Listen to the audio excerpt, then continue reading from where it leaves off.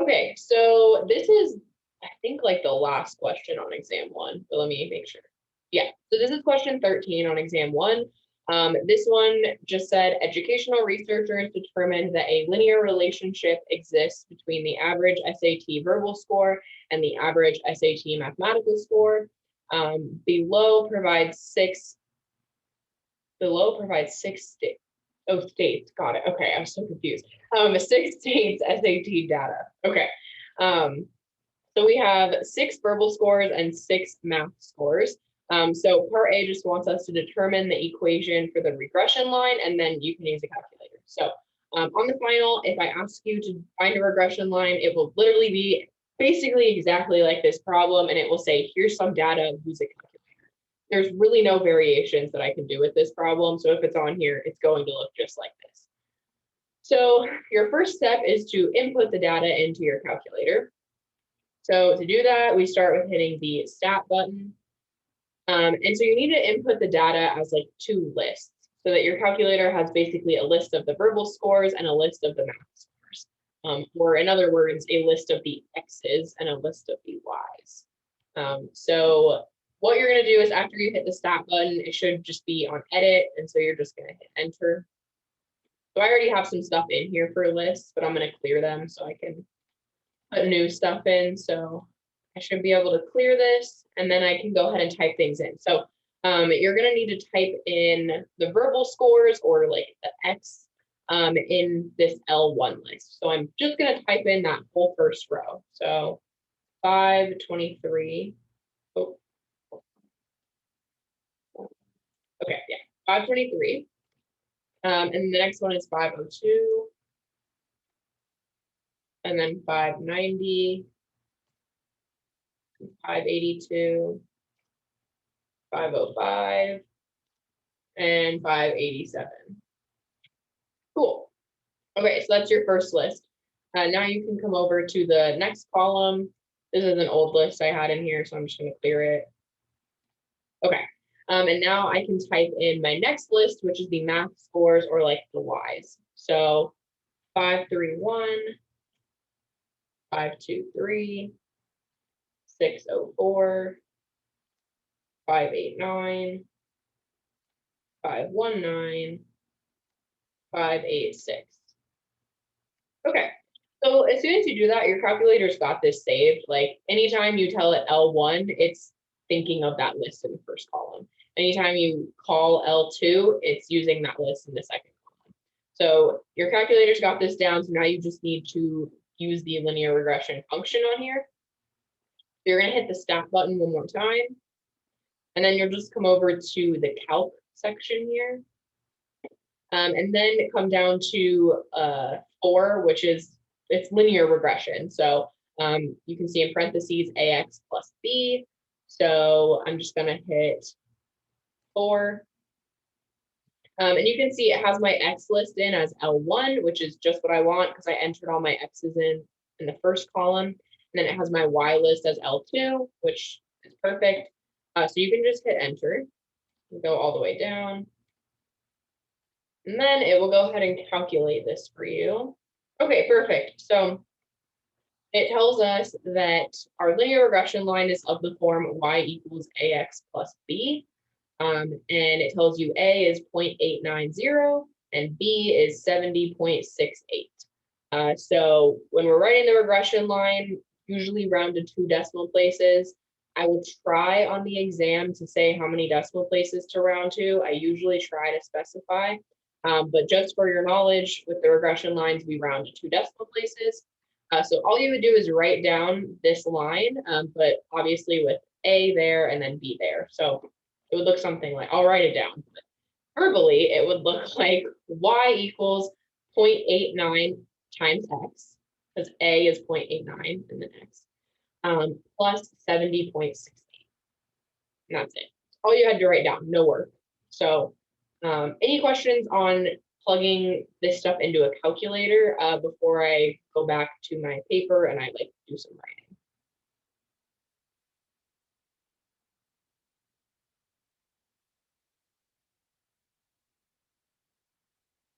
Okay, cool. Sorry, I need to stop sharing and go back to my other screen.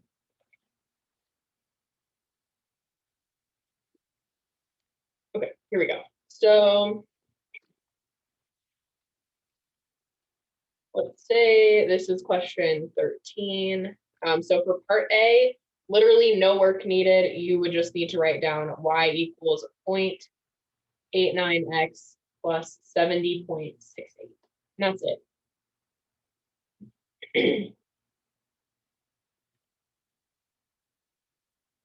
Okay, that one's not too bad. It's just, unfortunately, you have to know how to use the calculator, and that one's a little rough because there's not really a lot of opportunities for partial credit.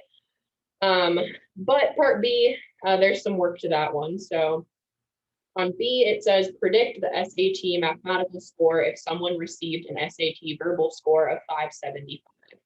Okay, so you have to kind of remember why we like bother to do linear regression.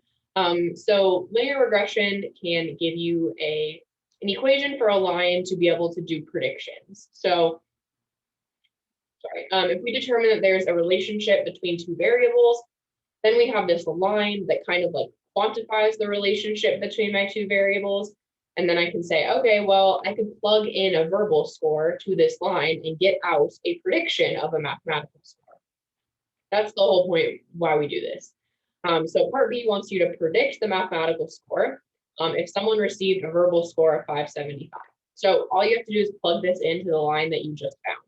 So my equation was y equals 0.89x plus 70.68. Okay, well, I'm estimating if I had a verbal score of 575, so I'm just going to plug in 575 for x. That's it. So y equals 0.89 times 575 plus 70.68. And then if you go ahead and plug this into a calculator,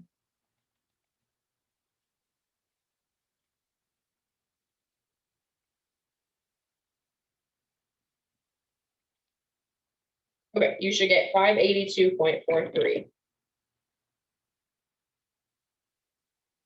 So that says that based on the line that I found, if I got an SAT verbal score of 575, it's predicted that my math score would be a 582.43, which I know there's no decimals in like the SAT scores, but at least I don't think there are, unless things have changed.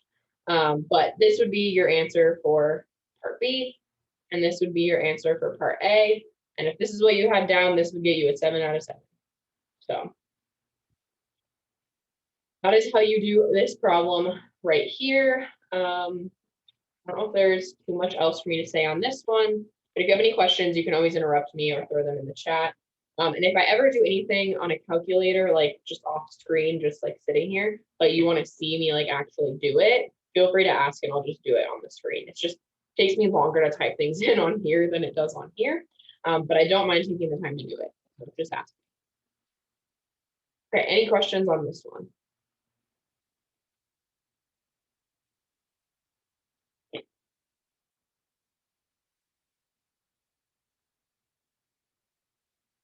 Okay, cool. Yeah, all right. I guess that's it for this one. So next question. Can you go over number 4 for exam 1? Yeah. Which has the whisker plot on it. Yes. Okay. So let's do this one.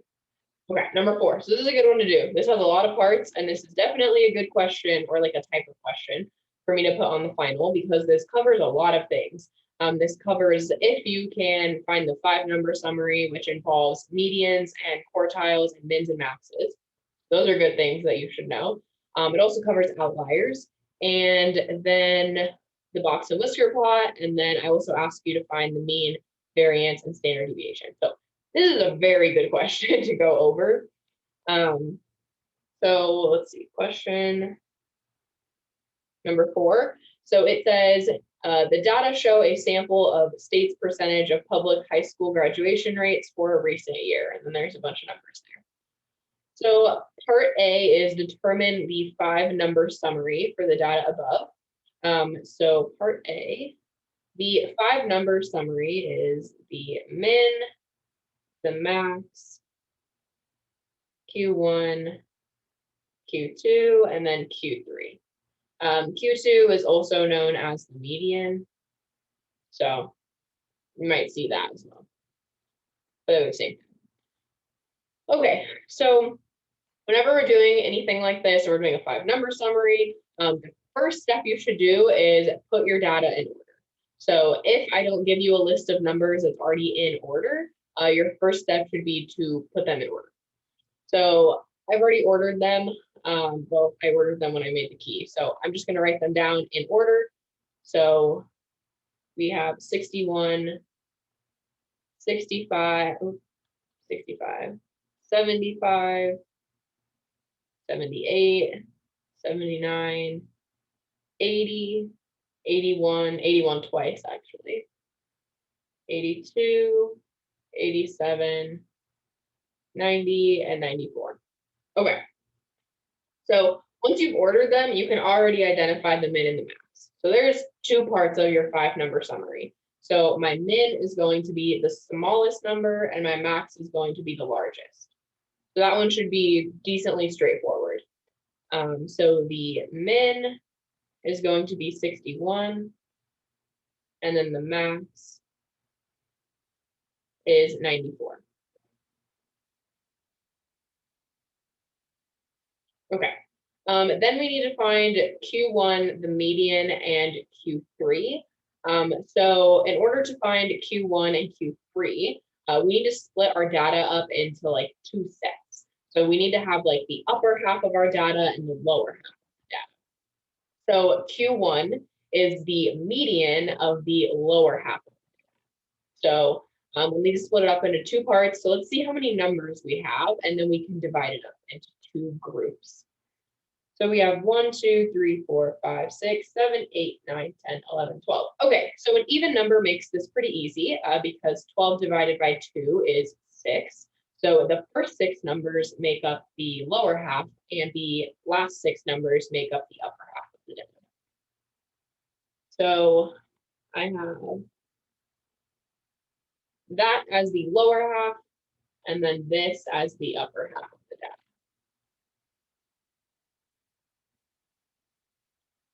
It is very important that if you have an odd number of data points, that you leave the middle one out.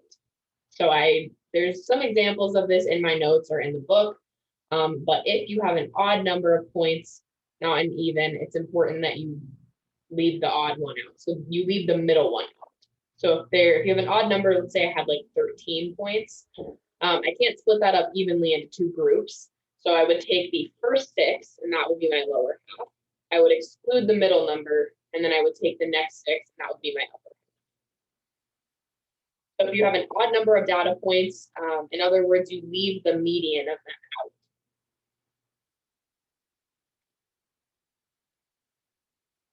Yeah, so I am going over the whisker plots. That's like the setup for this, so I'll be doing it. Okay, so let's go ahead and find the other things that we need for the 5-number summary, which will be used for the box and whisker plot. So this is like step 1 to doing a box and whisker plot right here, is to find the 5-number summary. Okay, so Q1 is the median of the lower half of the data. So we want to look at this first grouping to the left and just take the median. So remember that the median is like the middle term. If there's no middle term, you take the middle 2 numbers, add them together, and divide by 2. So here I don't have a middle number because I don't have in my first group, I don't have an odd number of points. I have an even number. So I don't have anything that's like a middle number. I have like a middle 2 numbers, so I can add those together and then divide by 2. So my middle 2 numbers are 75 and 78. So I will take this and do 75 plus 78 and divide by 2. So doing that gives you 76.5. And then I'll do the same thing for Q3. So similarly, I don't have a middle number with my upper half, so I just have to take these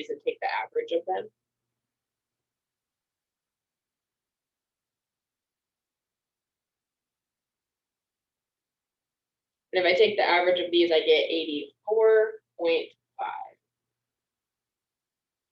So Q1 and Q3, it's really just finding the median, but just of the upper and the lower halves. And then Q2 is just the median of the whole data set. So just the median of this whole order data set.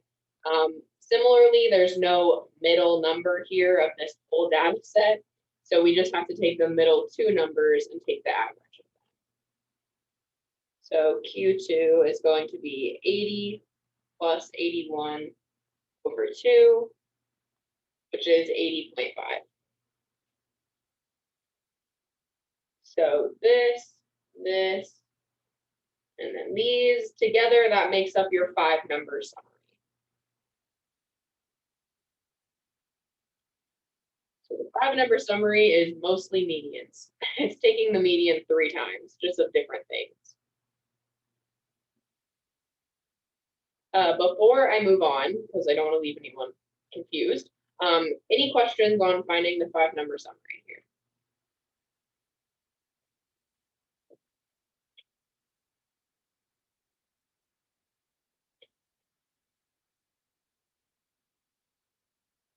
Okay, awesome. So now you found that. That is the biggest part really of doing the box and whisker plot, but there's one other thing that we have to do beforehand, and that is part B. So part B says, are there any outliers? And it says you must use the 1.5 times the IQR criterion. So this asks if we have any outliers, and we need to use the 1.5 times IQR criterion. So the IQR is the inner quartile range, and the inner quartile range is just Q3 minus Q1. So it's just taking the range between Q3 and Q1. So IQR is equal to Q3 minus Q1, which in our case is 84.5 minus 76.5. And that is just equal to 8.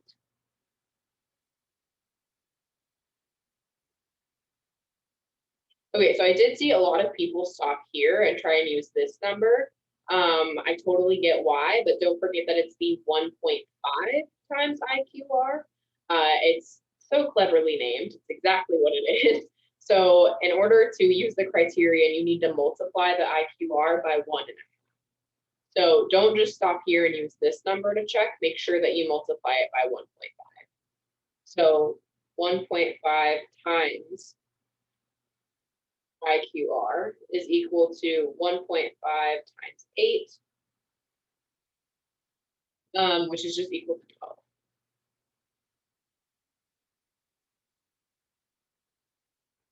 Great. And the way that we check for outliers is we take and subtract this number.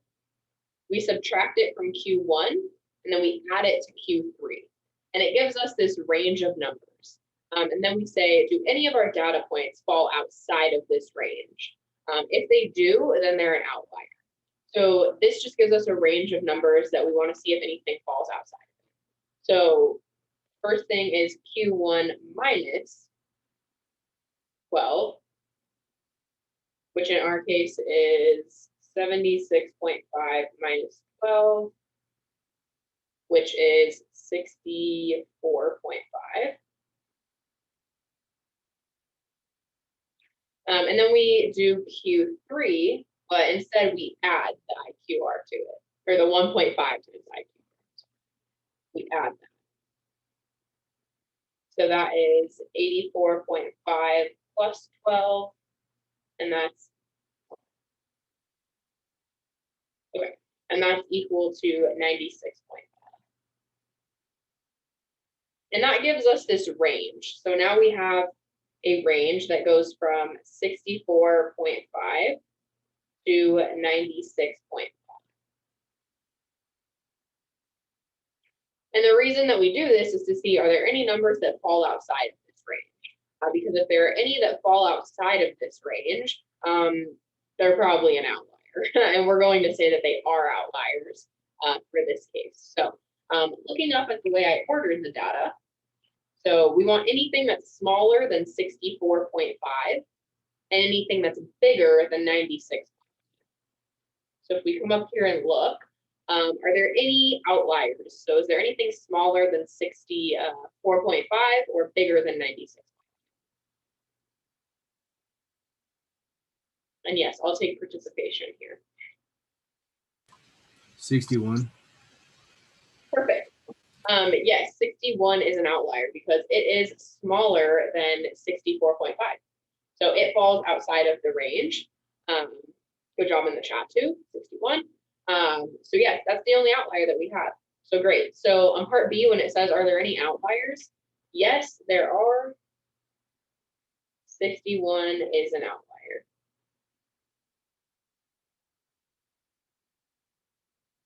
And that's it. We need a new page.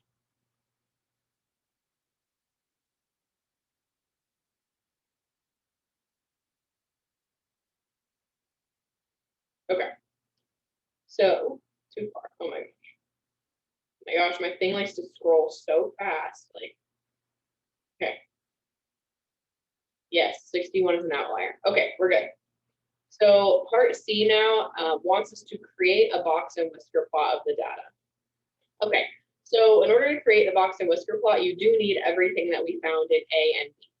And the reason being is because the 5-number summary is what we use to draw most of the box and whisker plot. But if we did find any numbers that were outliers, we have to denote those with a star. So anything that was found to be an outlier needs to be denoted by a star on your box and whisker plot. So I'll start by doing that, and then we'll keep going. So let's see. So our data ranges from like 61 to 94. So I'm just going to draw a number line that has these numbers on it. So let's see.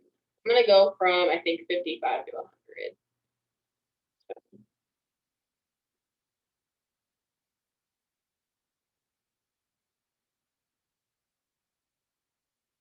See, I don't even know how many lines I just did, so.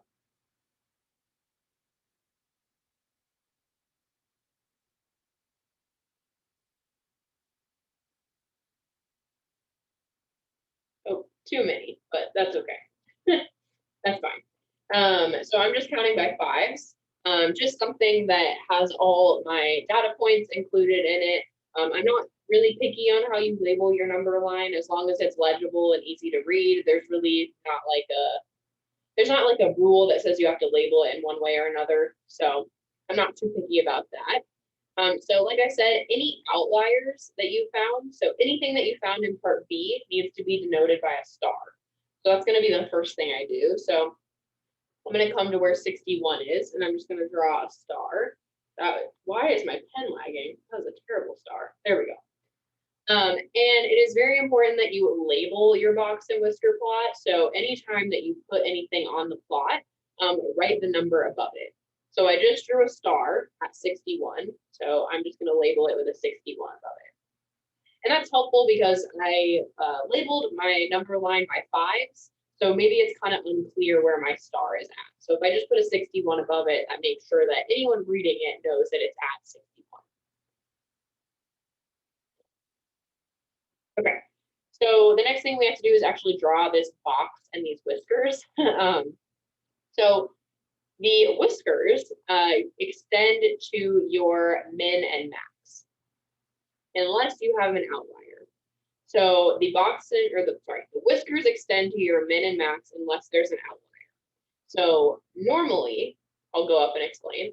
Normally my whiskers would extend from 61 to 64, but 61 is an outlier, so I have a star there. So I can't exactly extend my whisker to 61. So because I already have that point marked, instead of extending my whisker to 61, I'm just going to extend my whisker to 65. It's the next number that's in this ordered list. So if one of your numbers is an outlier, when drawing your whiskers, use the number that is next to that one instead of that actual one. So normally my whisker would go to 61. That's an outlier, so I just use the number next to it, which is 65. So my first whisker is going to extend to 65. Oh, it stopped sharing. Okay.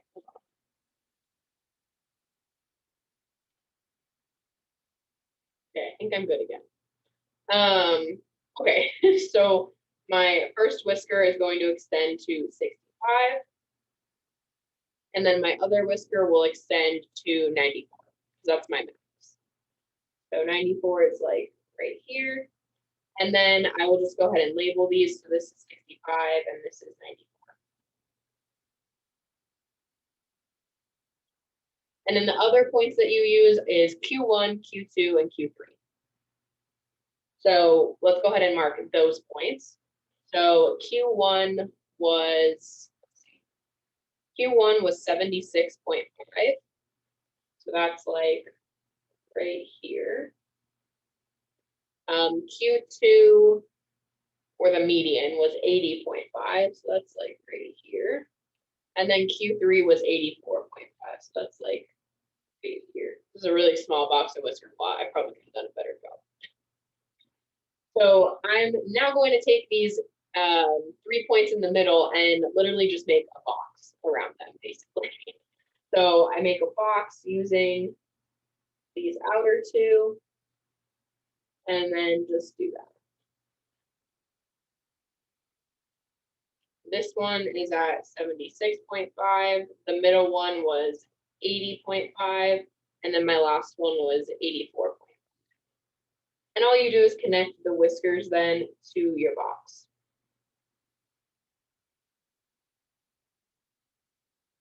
So key things is that you know the outliers and you denote them with stars. That is a big thing, so make sure that you do that. Then using Q1, Q2, and Q3 to draw the box. And then I would say labeling is another big thing.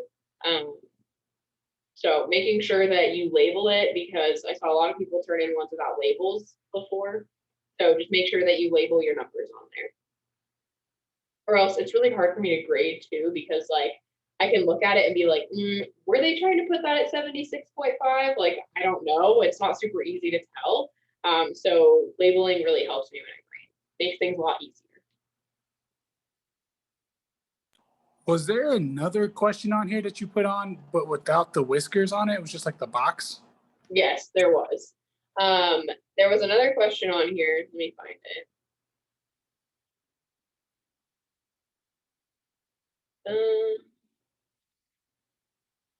Okay, it was number 11.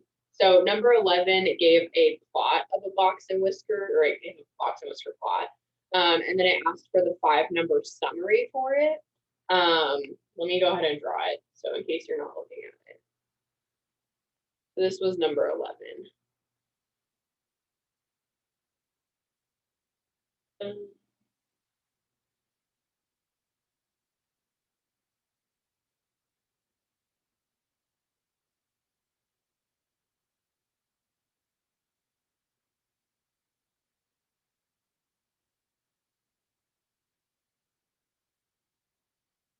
Okay. So this one was on there and it asked you for the 5-number summary. So the Q1 and median and Q3 are not too bad, because you know that this is going to be Q1, this will be Q2, and this will be Q. Wow, my pen is like just being really weird today. And then this one will be Q3. So those 3 points were not too bad. And I think for the most part, everyone got this right. But just know if there are no whiskers on the box and whisker plot, the min is the same as Q1 and the max is the same as Q3. So if there's no whiskers, so you'd have the min would be 2, and then Q1 would also be 2. Q2 was 7, and then Q3 was 10, and the max was also 10. So if there's no whiskers, the max is the same as Q3, and then the min is the same as Q1.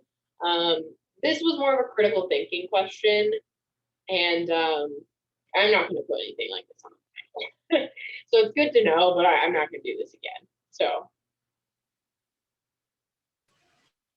Number 4 had a part D, or was that number A twice? no, it did have a part D that was supposed to say D. Do you want me to do part D? Yes, please. That was my original question for part 4. Okay, cool. We'll do D as well. Let me move number 11 down. Oh my god. I think my computer is really having a hard time. Like lagging pretty hard. Oh my goodness. Okay, we're just gonna continue part D below. Okay. So this is D on question 4. Okay, so D says to find the mean, variance, and standard deviation. So mean, variance, and standard deviation.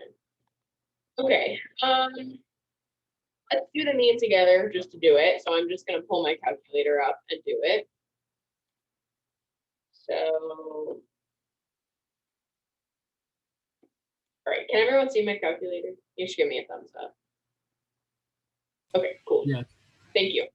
All right, so I'm just gonna type in, so for the mean, sorry, let me go back. For the mean, you need to add up all of the numbers and then divide by how many numbers you have. So I think I said I had 12. Yeah, okay, so my sample was 12 numbers. So to do the mean, I'm gonna add all these numbers up and divide by 12. So 78, 78 plus, oh, you know what? Sorry, I'll do the ordered list just so it doesn't throw anyone off. So 61 plus 65 plus 75 plus 78 plus 79 plus 80 plus 81 plus 81 plus 82 plus 87 plus 90 and then plus 94. Okay, so if I add all these up, I get 953, and then I just need to divide this by 12. Okay, and that gives me 79.4. Cool. All right, so that is our mean. So the mean 79.4.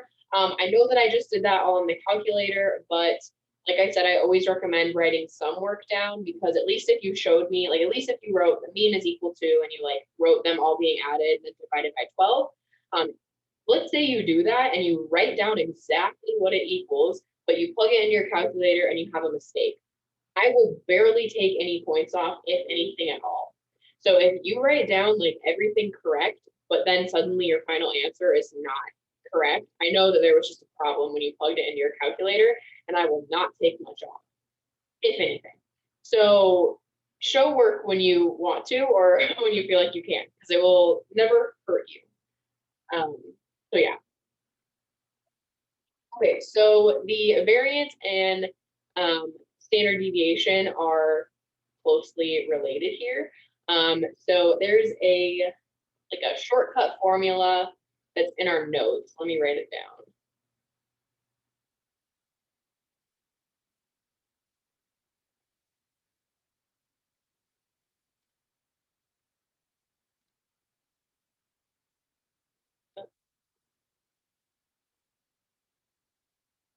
Okay, yeah. So there's a shortcut for the sample standard deviation.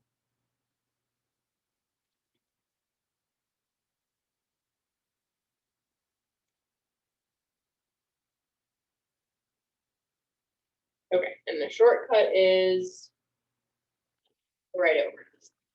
So it's S is equal to the square root of the sum of x squared minus the sum of x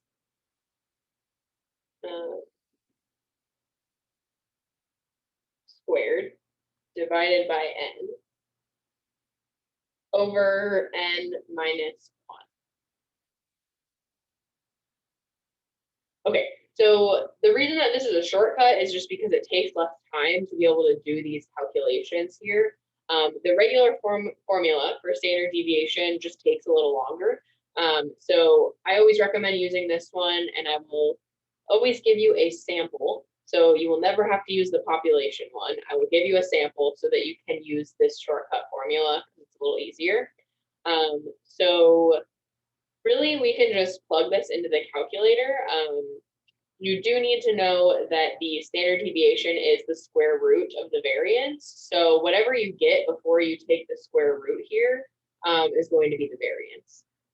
So let me pull the calculator up and do a little bit of work in the calculator, and then I'll also write down what I get.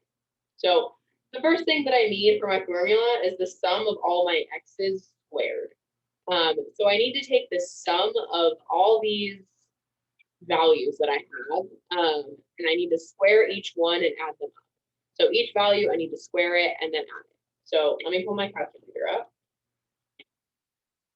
So I'm going to take each x value, square it, and add it together. So let's see. I'll start with 61, so this could take me a second. So 61, and then squared, and then I need to add it to 75, or no, 65. Sorry, I didn't mean to delete the whole thing. Okay, 61 squared plus 65 squared plus 75 squared plus 78 squared plus 79 squared plus 80 squared. Sorry, this is taking me a while. 81 squared. I should give you smaller data sets. Squared.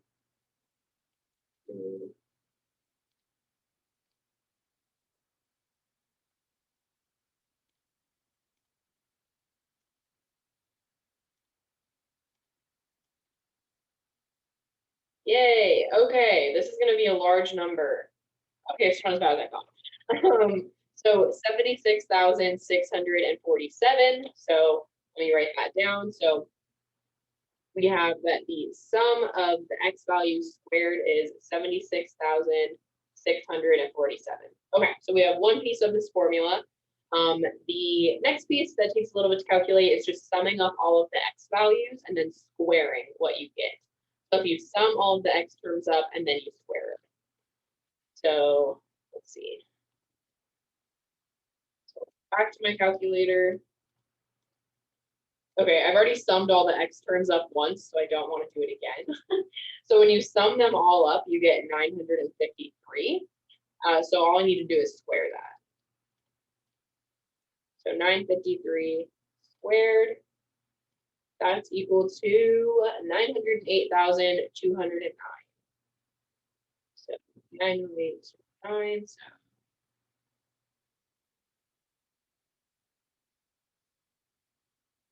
I think that's what I said. Yep. Okay.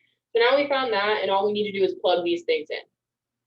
So S is equal to the square root of 76,647 minus 908,209 divided by n. So n is my number of like data points. So I had 12 different numbers. So that's 12. And then I divide it by n minus 1, which is 12 minus 1. So you can go ahead and plug this into your calculators. So remember that the variance is what you get before you take the square root. So the variance is just everything that's under the square root. So if I just do it without taking the square root, I get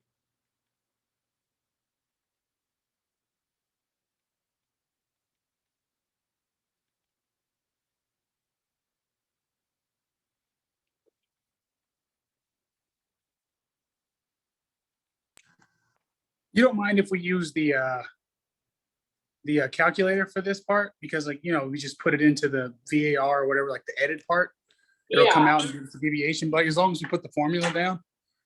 Yeah, honestly, that's fine. I didn't even think about the fact that you could just do it using the calculator, because I think there's like a I think. Once you hit, yeah, put it all in there and you just go to variable stats 1 and calculate, it'll all come out. Okay, yeah, totally. If you just want to throw everything into like L1, so if you want to type these 12 points into L1, that's fine with me. Because I mean, like, I don't make you do it by hand anyways.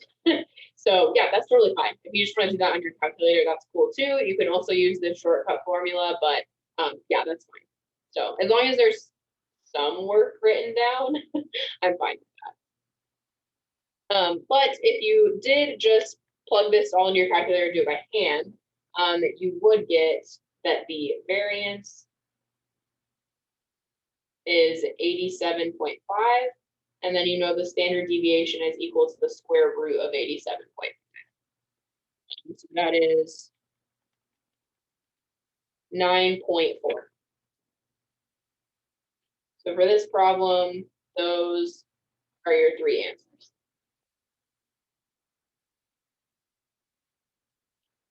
Any questions on this one?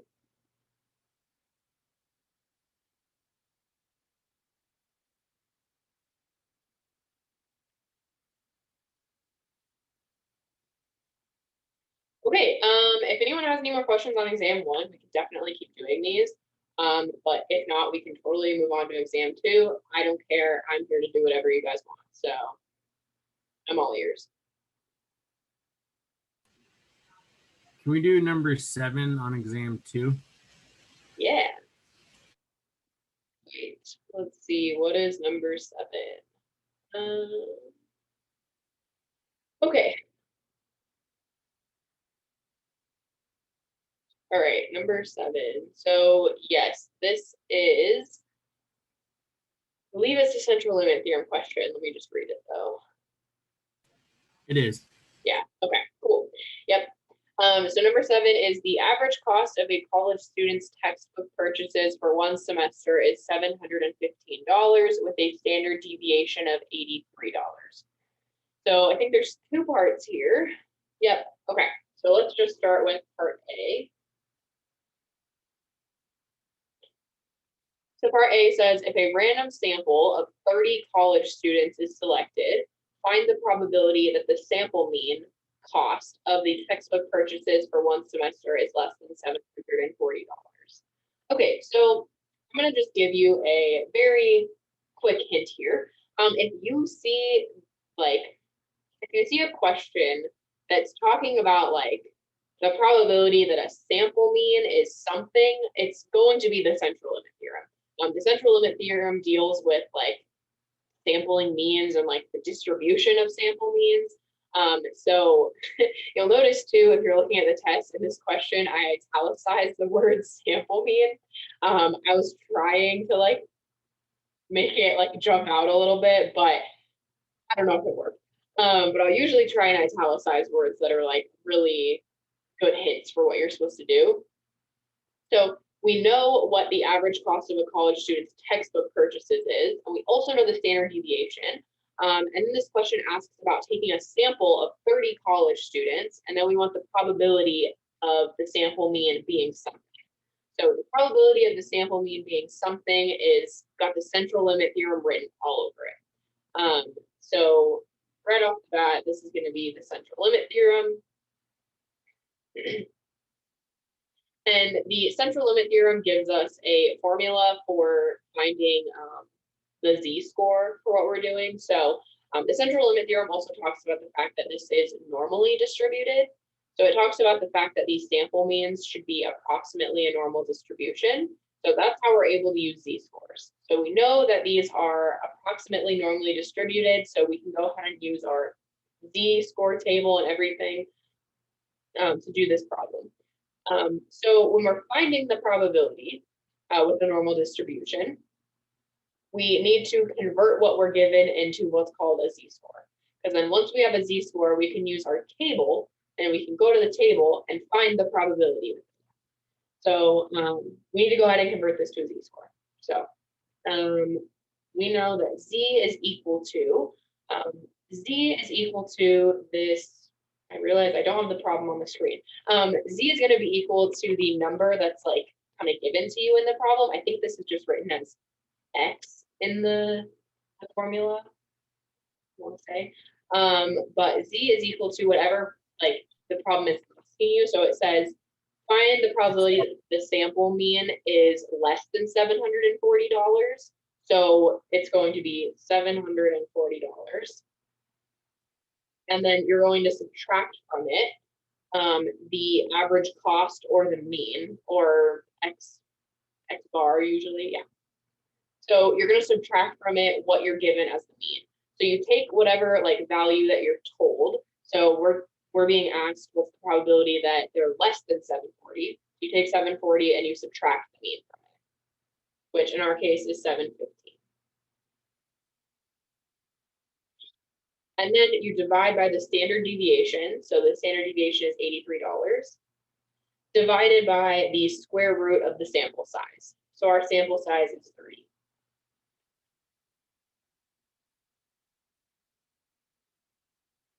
Any questions on the formula or like how to find the Z-score here?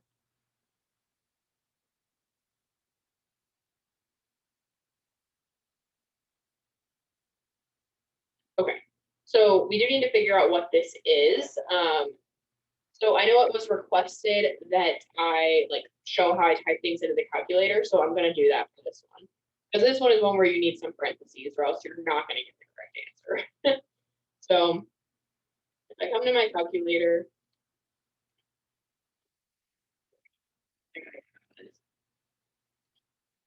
oh no, it gets frozen. Okay. Really annoyed with me. Okay, cool.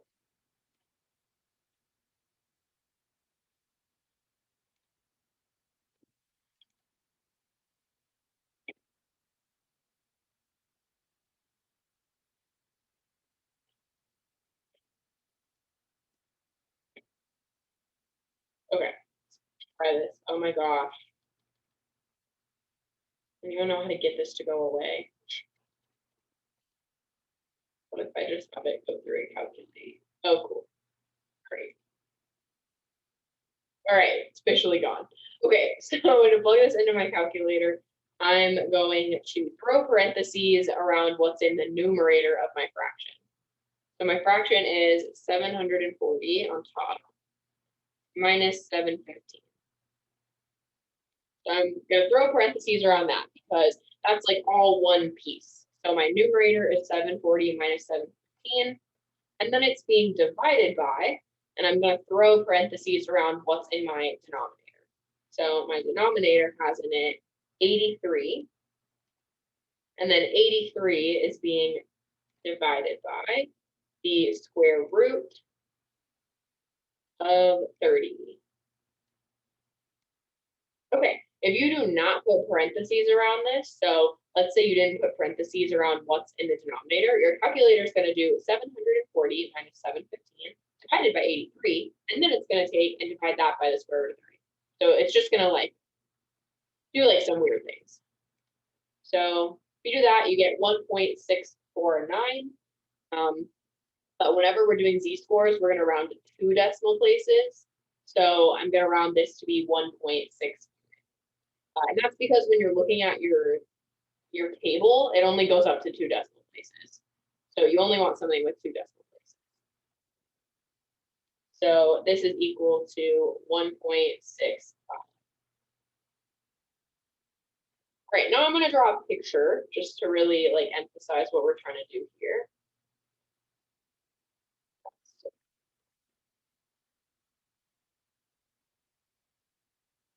Okay, so we are looking for the probability that the sample mean is less than $740.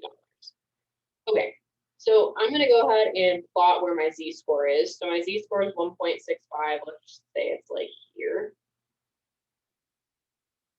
So once you find your z-score, go ahead and plot it. And then we want the probability that the mean is less than 740. So I'm going to shade in everything to the left of 1.65. That's demonstrating that it's less. So because it's less than, I trade in everything to the left of it. And I want that probability there. So I want this area, in other words. So in order to find that, I have to use my table or like my z-score chart. And remember that the chart or the table gives you the area to the left of whatever number you're looking at, which is perfect because I want the area to the left of 1.65. So if I go to my chart and I put in 1.65, that's the area. So let's come here. I think I have it open. Yep. Okay. 1.65. All right, so 1.6 is here. 0.05 is up here, and they meet right here. So they meet at 0.9505. Perfect. So that means that this is equal to 0.9505. And that's my final answer. That is the probability that the sample mean of the textbook or the cost of textbook purchases is less than $740.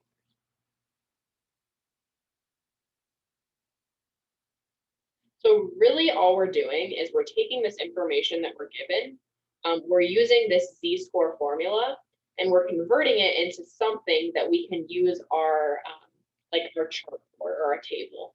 So obviously, like with the numbers 715 and 83 and 740, those are not numbers that like we're used to using on the chart. Those are really large.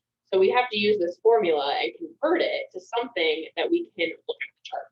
So that's what this whole formula here is for, is just to convert it to something that we can use the chart for and just read the probability right.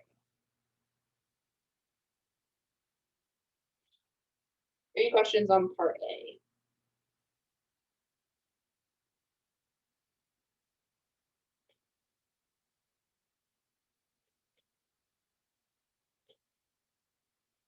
Okay, part B is pretty similar, but I'm going to do it as well. So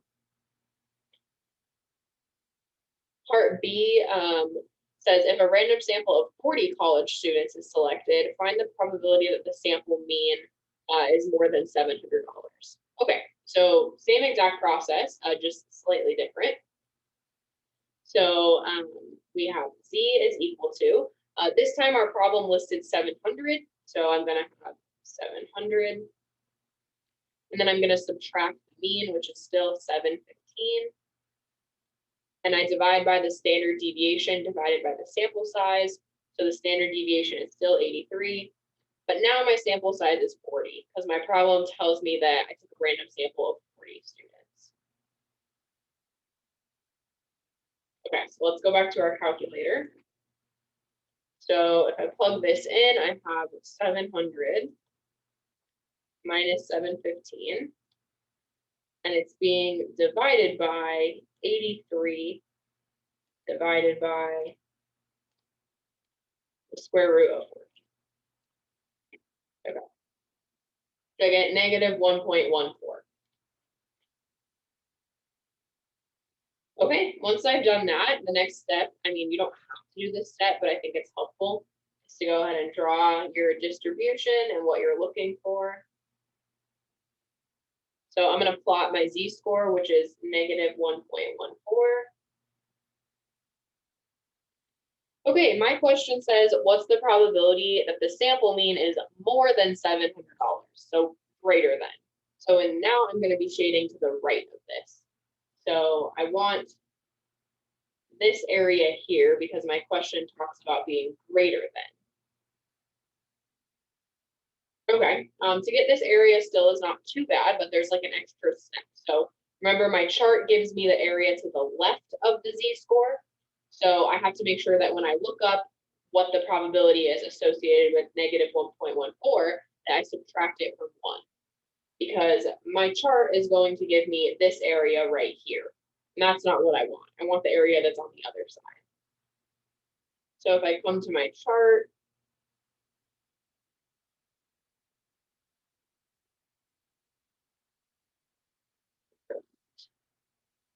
okay, negative 1.1 and then 4, and these meet at 0.9505. 0.1271. Okay, perfect. So just remember, like I said, that 0.1271 is this probability, or is this area right here. And that's not what I want. So I have to do 1 minus 0.1271, which gives me 0.8729. And that's your answer for part B.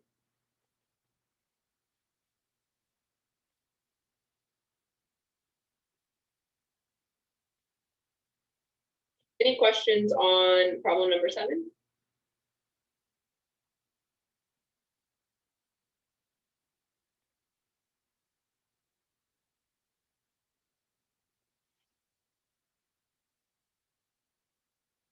Okay, what's next?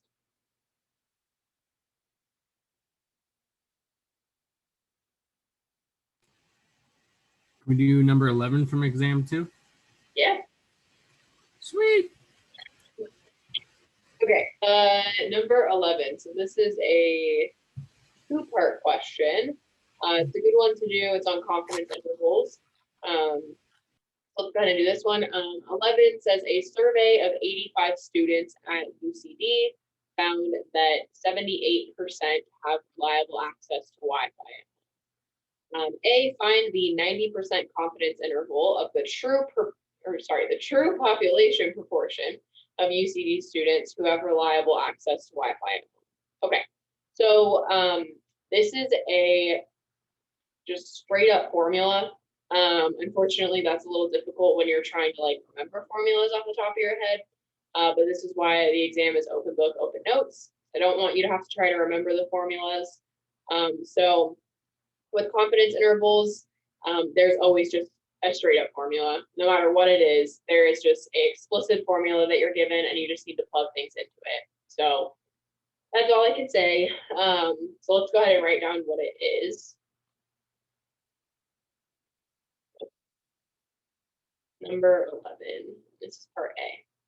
Okay, so the formula, let me try to make sure I'm writing this correctly. So it is p hat plus or minus, and then you have this z like multiplier type thing.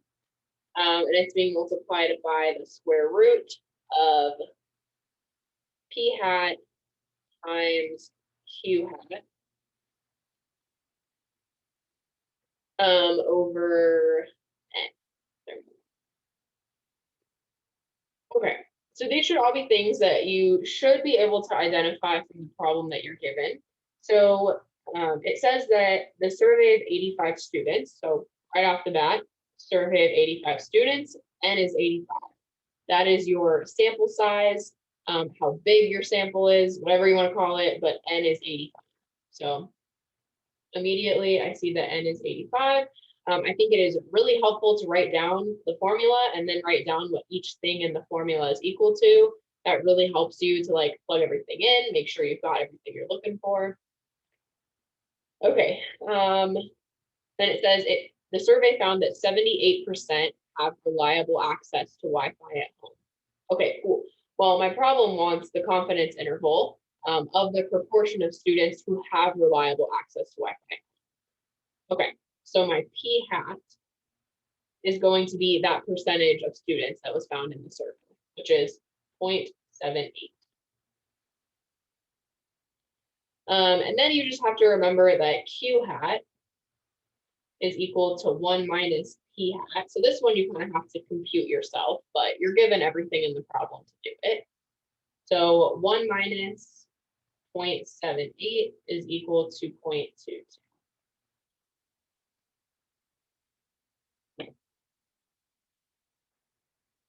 All right, the last thing we need is this z multiplier or z sub alpha over 2. So you don't have to really do any work to find this. I did give like a little chart in a section of notes. Let me see if I can find them.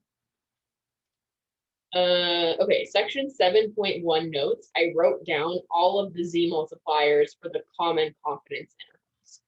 So if you go to those notes in 7.1, I did write this down, but I'll just make a quick note of it on here again. So I wrote down that if the confidence interval is 90%, or I also wrote down the one for 95 and then 99, that the Z multiplier for those is 1.65, 1.96, and 2.58. Yes, you could find these just by going to your chart and going through and computing it, but it's a lot easier to just look at this and use this number that's here. So this is in the notes, but if you need a refresher, there it is. So our problem is asking us for the 90% confidence interval. So that means that my Z multiplier is going to be 1.65.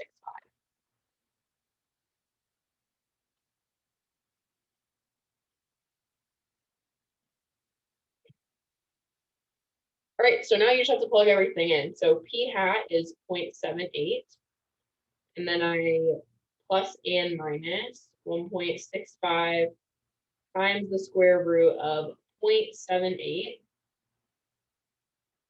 times 0.22 divided by 85.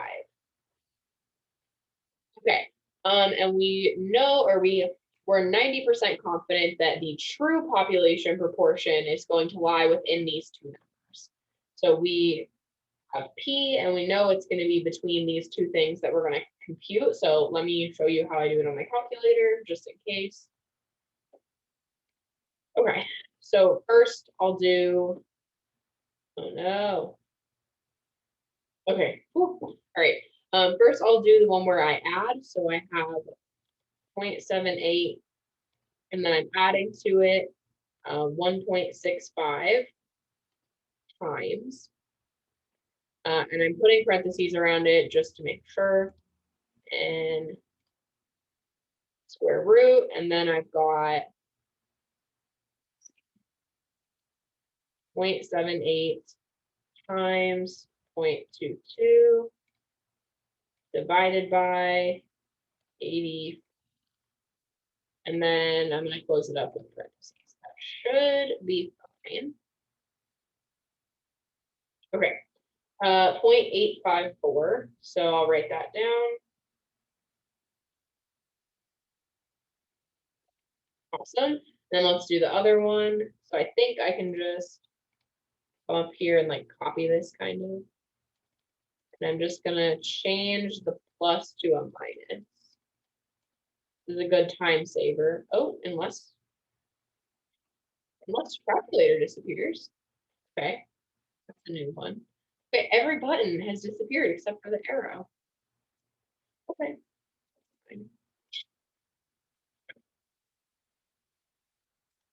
Oh, good. Okay, well, whatever. There's the number, 0.7058. Okay. So I'm gonna round that to 0.706. And that is my confidence interval.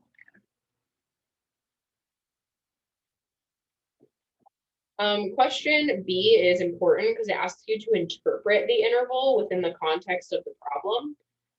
So the way you would interpret this is by saying we are 90% confident because we did a 90% confidence interval. So we're 90% confident that the true proportion of UCD students that have reliable Wi-Fi access at home is between 0.706 and 0.85. So that's how you would say that. You would just say that you're 90% confident that this true population proportion lies within these two numbers.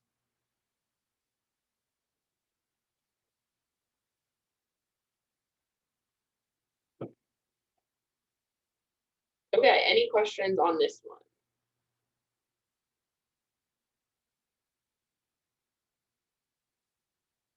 Just remember that when you're doing confidence intervals, like your formula that you're using depends entirely on the situation that you're given. So you really have to analyze like, okay, what was I given here? I was given a proportion, just one proportion. Okay, let me find the formula for that one. So just remember that they do depend on what the situation you're given is.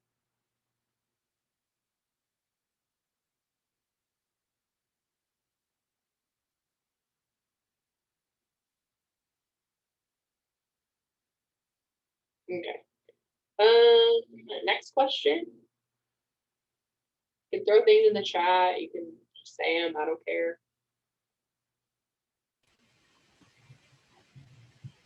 Number 12, exam 2. All right. Okay. 12. Okay, 12 is a good one to do. It's another good type of problem. So 12 is asking how large of a sample you need in order to be like 90%, or we have 95% confident that like our estimate is within 2% of that. It's just asking how large a sample size you need, essentially. There's also a formula for this, which is very nice. So a federal report indicated that 27% of children ages 2 to 5 had a good diet. That is so sad, 27%. An increase over previous years. Good. How large a sample is needed to estimate the true proportion of children with good diets within 2% with 95%? Okay, so there is a formula for this one. Let me write it down. It's equal to N is P hat times Q hat times the Z multiplier over E squared. Okay, the only thing that you haven't seen before is this thing E. And E is like your error tolerance, essentially. So, and the problem says that you want to estimate within 2%, your error tolerance, or your E, is going to be 0.02. So like that's how much of an error we are willing to deal with. So let's write down everything in the context of the problem. So our problem says that a report indicated that 27% of children had a good diet. So that means that our P hat is 0.27. Like usual, Q hat is equal to 1 minus P hat, which is 1 minus 0.27, which is a 0.73. Okay, our Z multiplier, so we are doing a 95% confidence interval. So if we come up to what I wrote down before, that means that we need a Z multiplier of 1.96.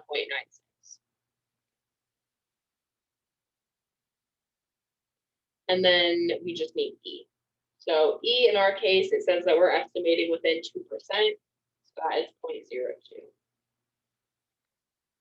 And now if we just fill this in, we get 0.27 times 0.73 times 1.96 over 0.02 squared. I'll do this one in my calculator even. Oh, I forgot my calculator's being weird right now. Oh man. Oh my gosh, all the buttons are just gone. Okay. Hold on. I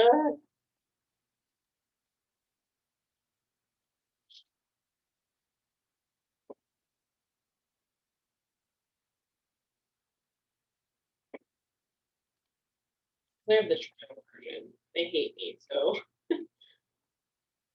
Okay. Yay. All right, let's plug this into the calculator so you get point. You know what, I'm going to put this all in parentheses just to be safe. 0.27 times 0.73 times, okay, extra set of parentheses, 1.96 divided by 0.02. And then this thing is squared.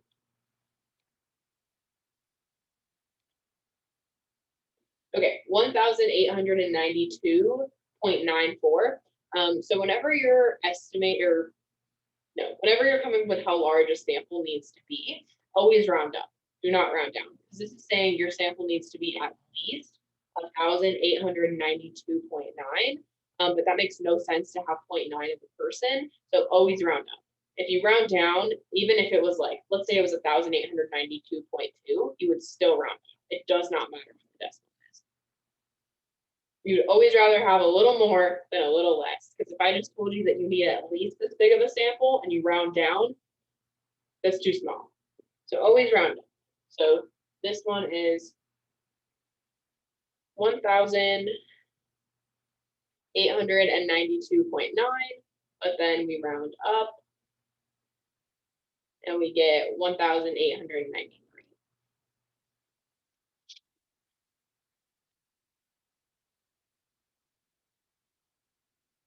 Any questions on this one?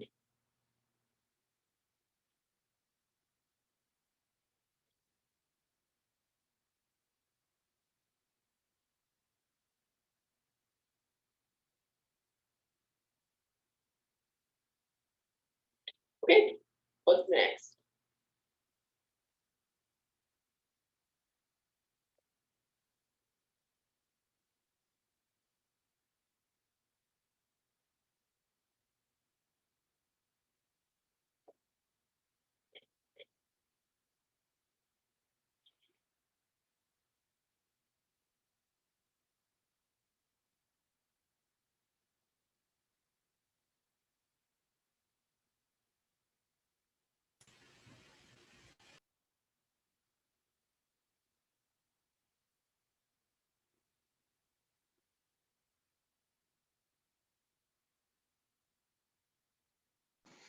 I was hoping that we could go over the chi-square stuff again, just so we can, so I can know how to do it for like the calculations. Other Okay. than that, like I don't need anything else. Okay, sure. Let me pull up something for that one. That's totally fine.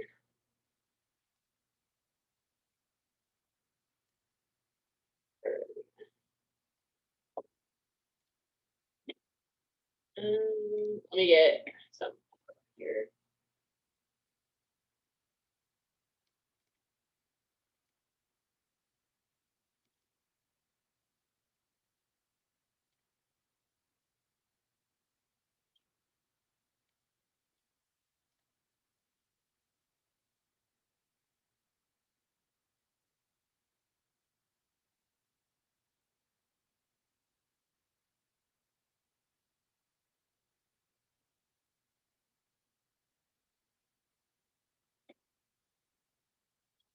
Okay, I don't want to just like redo basically what I did with the notes. So let me see if there's any like good examples in the textbook.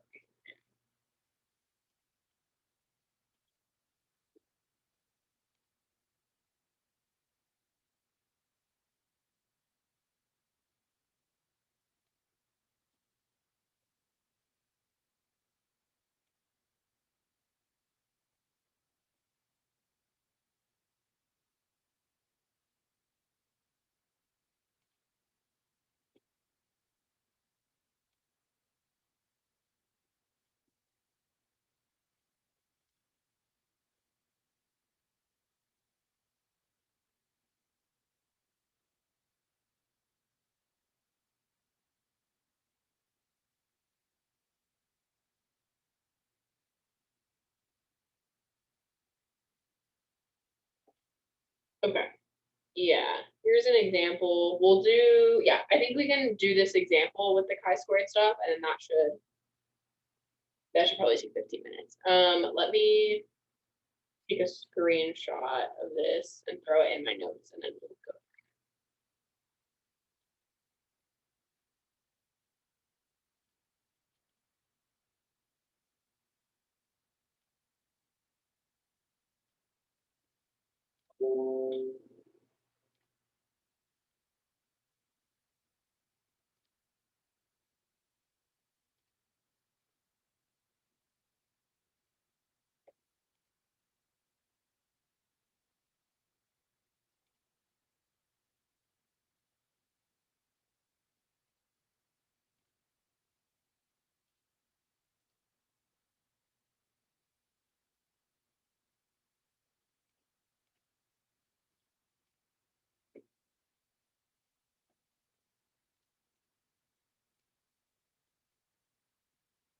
All right, okay, back to sharing my screen. So here's our chi-square example. Okay, so we did not do this one in class. We did two other ones, so this should be a little different. So let's go ahead and read this. it says that the Census Bureau of the US government found that 13% of adults did not finish high school. 30% graduated from high school only, 29% had some college education, but did not obtain a bachelor's degree, and 28% were college graduates. So to see if these proportions were consistent with those people who lived in the Lincoln County area, a local researcher selected a random sample of 300 adults and found that 43 did not finish high school, 76 were high school graduates only, 96 had some college education, and 85 were college graduates. Okay, so at alpha equals 10, not alpha, wait. Oh, yes, okay. I have to question myself for a second. At alpha equals 0.10, test the claim that the proportions are the same for the adults in Lincoln County as those stated by the Census Bureau. Okay, so when we're doing the chi-square test, we're testing a goodness of fit. So we're seeing how well some distribution that we've proposed fits the data. So we are given this proposed distribution by the Census Bureau that says that 13% of adults didn't finish, 30 graduated from high school, 29% did this. Okay, so the Census Bureau claims that this is the proportion of adults that fit into each category. Then we take a random sample of 300 adults and we find how many of them of this random sample fit into each of those categories. We want to see, was this proposed distribution good? Did it actually fit the data or not? So we are going to conduct the chi-square test to do this, which is basically just a hypothesis test. Let's go ahead and do that. I'm going to use the, let's do the traditional method. So I'm going to use the traditional method. Okay, so our step one is to state our hypotheses and then identify which one the claim is.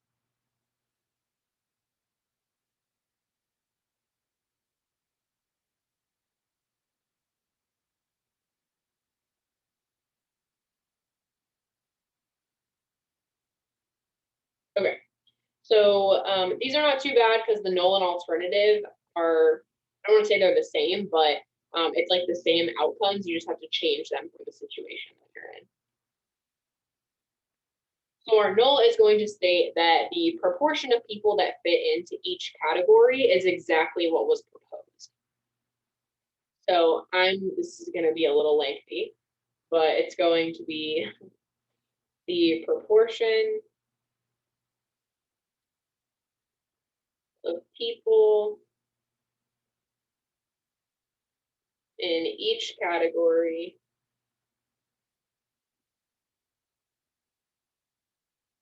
is as follows. And I know this is long, but yes, you do have to write this. 13% did not finish high school. Let's see, 30%, or I'm gonna start abbreviating. High school graduates. 29% had some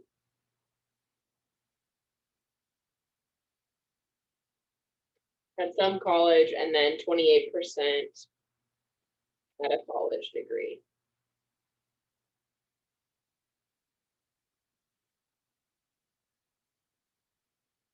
Okay. I'll let anyone catch up that's writing that down. It's pretty long. So I know it's long, but please on an exam, write it all down. I know it's kind of annoying, but our null hypothesis says that there's no difference between these, like the proposed proportions and the actual ones. So this one says that it's a good fit. So unfortunately, it's kind of long because you have to give all the details of it. But the next thing is that it makes the alternative hypothesis kind of short, because then the alternative is just that distribution is not the same as stated in the null. At least that's a little shorter. Oh my goodness, my pen is just like making my writing look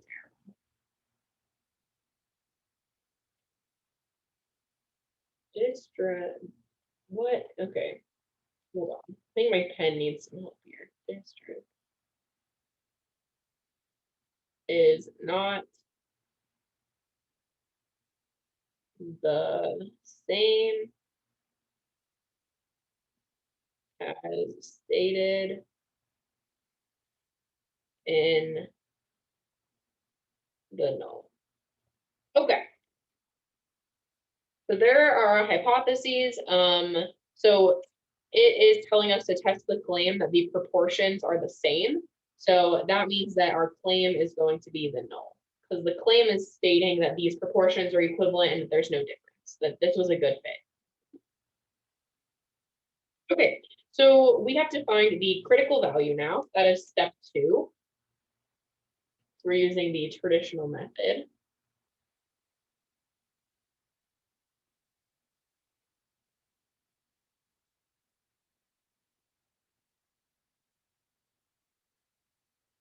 Okay, step 2 is to find the critical value. So we have, oh my gosh, hold on. I also need more paper here.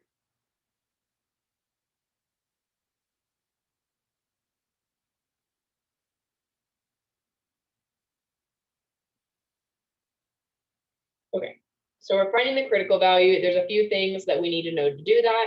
We need the significance level and then the degrees of freedom. So we are given the significance level, I believe is 0.10. Yes. And then the degrees of freedom is 1 less than the number of categories that you have. So we were given a category of didn't finish high school, one of high school graduates, one of some college, and one of a college degree. So we were given 4 categories. So our degrees of freedom is 4 minus 1, which is 3. Okay, so now we have to come to our chi-square distribution.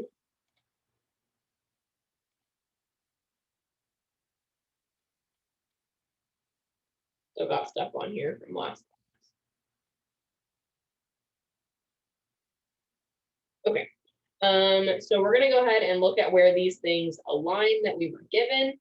So we have a significance level of 0.10, and we have 3 degrees of freedom, so they align at 6.251. So that's our critical value.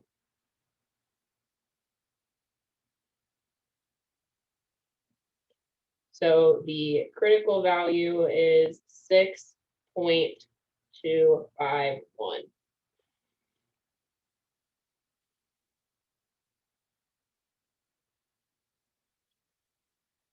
All right, any questions so far before I continue on?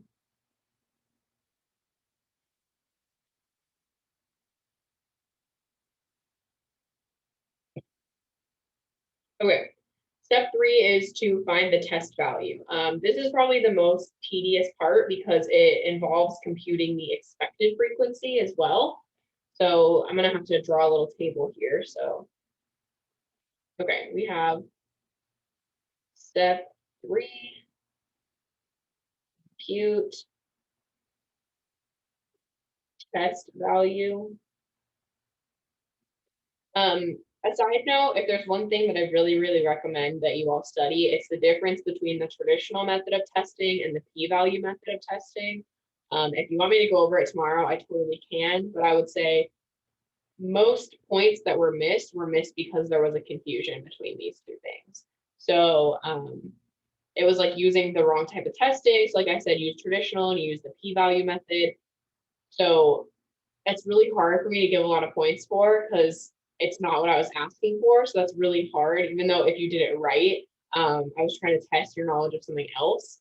So it's really difficult, even though I really want to give you guys points. So if there's one thing that you're really going to make sure you know, please know the difference between the p-value method and the traditional method, because in any form of hypothesis testing, that's going to be a factor. So that's really important. And we can also talk about that tomorrow if anyone wants to. Usually though on the exam, I try and write the steps out And if you'll notice, the steps are different for the traditional method than they are for the p-value. So I try and write them out so that you don't get too off track. So yeah, anyways, I digress.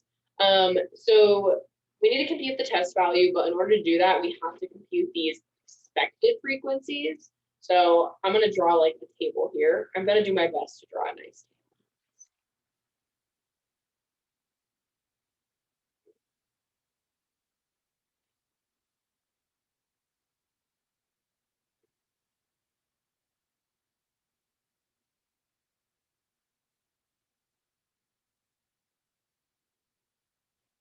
Okay.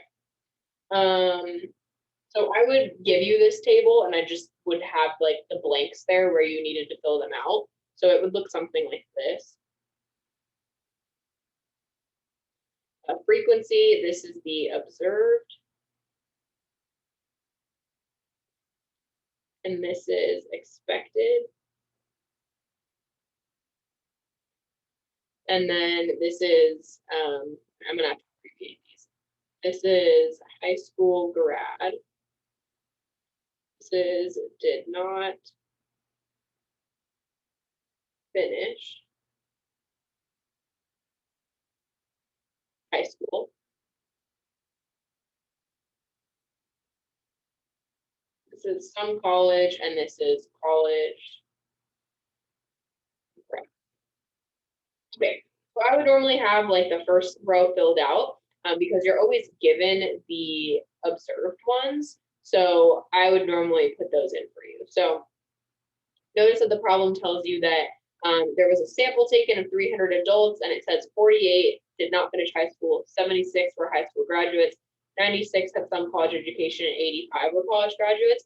Those are the observed ones. So whatever was observed from taking a sample, that's what goes in the observed line. So we found that 43 did not finish high school, 76 were high school grads, 96 had some, and then 85 were college graduates.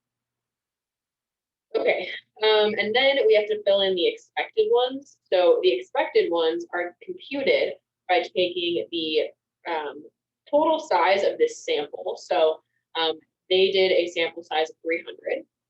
It's found by taking that and multiplying it by the proposed percentages or proportions.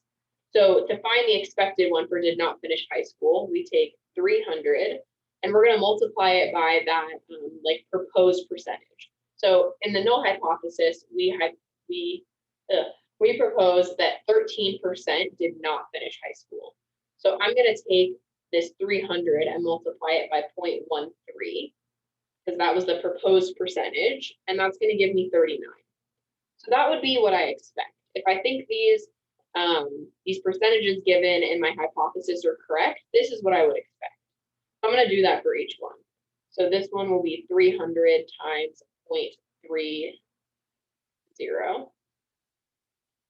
going to be 90.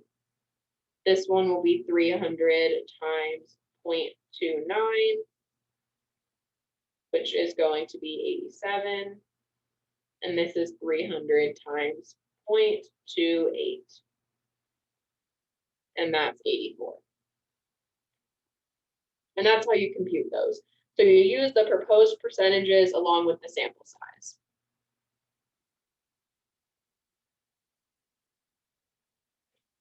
And yes, I'm probably going to go over by a few minutes, so I'm sorry.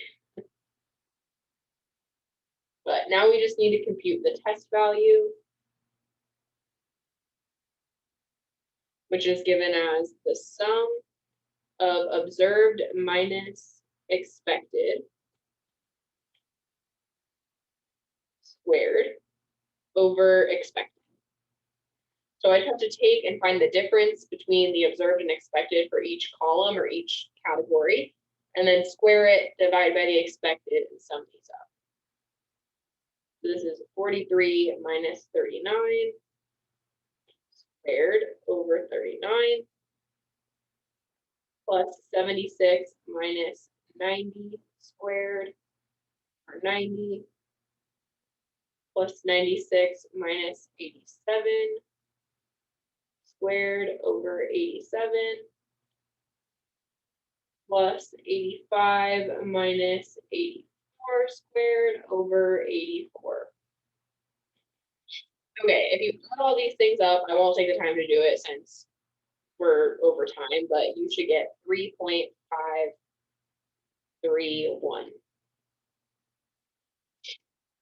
All right, so now we have to remember the traditional method has this thing called a critical region and a non-critical region, and that helps you determine whether you reject or accept the null. Sorry, reject or do not accept. Reject or do not reject. Oh my goodness, sorry guys.